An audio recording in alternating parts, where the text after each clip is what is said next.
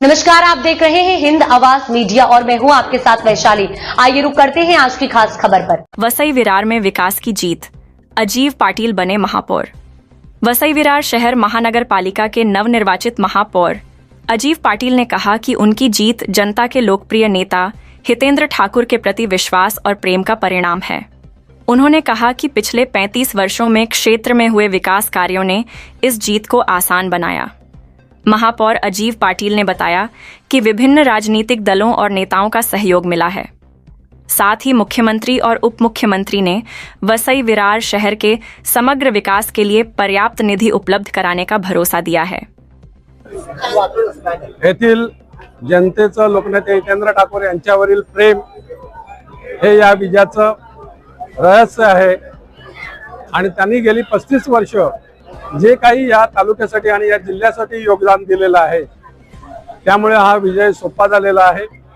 त्याचप्रमाणे त्यांच्या आव्हानाला प्रतिसाद देणारे महाराष्ट्र प्रदेश काँग्रेसचे सपकाळ साहेब असतील, माननीय राजसाहेब ठाकरे असतील, माननीय उद्धवजी ठाकरे असतील किंवा आंबेडकरी जनतेचे सर्व नेते असतील त्या ज्यांनी या निवडणुकीमध्ये सहकार्य केलं, प्रत्यक्ष अप्रत्यक्ष मदत केली।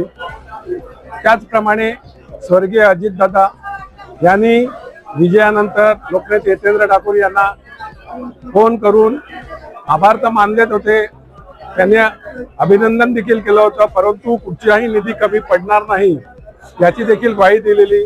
त्याचप्रमाणे आपले दुसरे उपमुख्यमंत्री माननीय एकनाथजी शिंदे साहेब यांनी देखील अभिनंदन करताना लोकनेते हितेंद्र ठाकूर यांना सांगितलेलं का कुठचाही निधी तुम्हाला कमी पडणार नाही, सहकार्य लाभेल।